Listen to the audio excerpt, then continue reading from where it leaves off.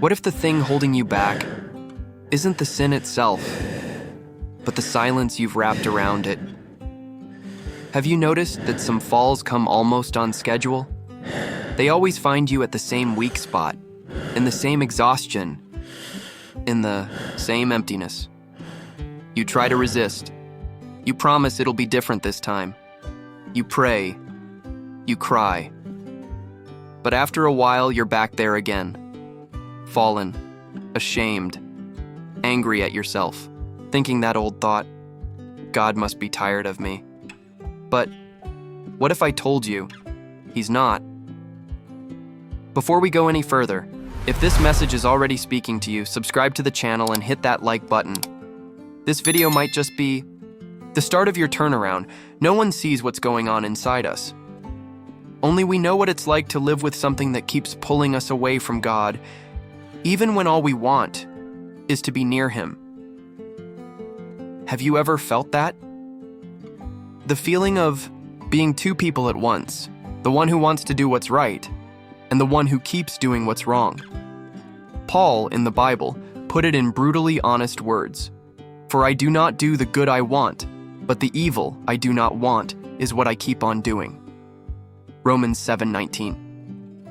It's like there's something in us that keeps dragging us toward the dark. You wake up determined, but by afternoon, you're already negotiating with guilt.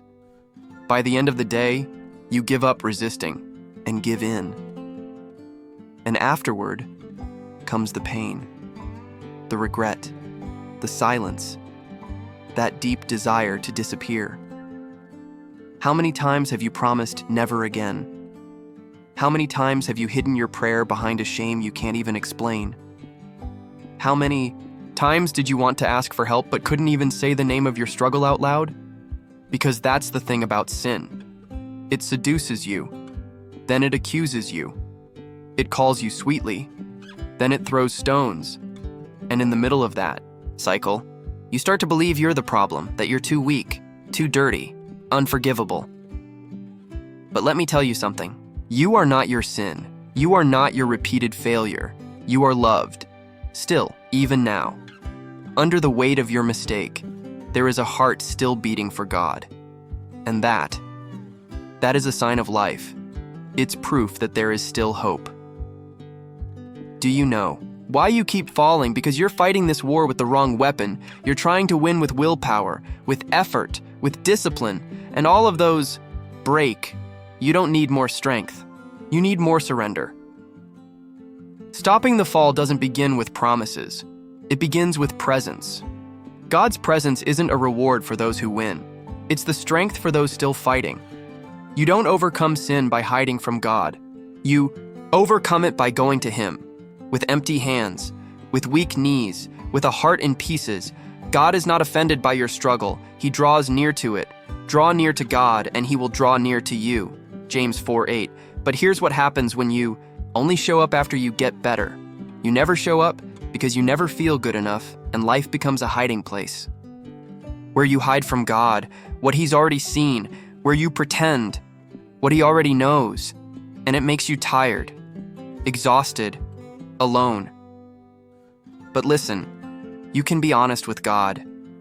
You can say, Lord, I can't do this. Because sometimes the most powerful prayer is a broken whisper, and God hears it. You're not going to stop falling just by making promises in desperation. You'll stop falling when you stop walking alone. That part of your life you never brought into the light, that's where the enemy keeps you trapped. The devil doesn't chain you with iron. He binds you with lies whispered in the dark. You'll never change. God doesn't want to hear from you anymore. You're a fraud, and you believe it because you're trying to live out your faith alone, but you can't win a battle alone.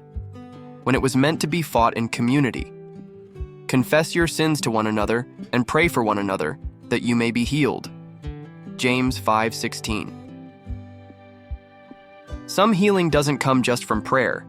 It comes through exposure, through conversation, through support, through a faith-filled friend, through someone who doesn't judge you. They help you rise. Maybe your spiritual life is cold, your heart is numb, your soul is exhausted. But hear this. Even an ember barely glowing still holds heat. And God breathes. He breathes life into what the world would call ashes. You can start again, right now. You don't need to wait until you're strong. You just need to be willing. Willing to open the door. To let God in. Even with everything inside still messy. Because He's not bothered by your mess. He sits in the middle of it and transforms it. So, what should you do? Start small, but start. Talk to God every day, even if you don't feel anything.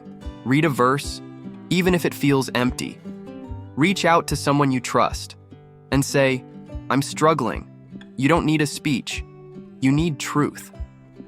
When temptation comes, remember it only feels stronger than it really is. It's like smoke. It looks big, but it disappears the moment you walk through it. Resist, even if just for 1 minute, then another, and another. And when you fall, get up. Without fear, without delay, without shame. God doesn't measure your faith by how often you fall. He measures it by how often you return. The prodigal son ran to his father, but the father ran faster. You're not alone in this fight, and you don't have to pretend everything's okay anymore.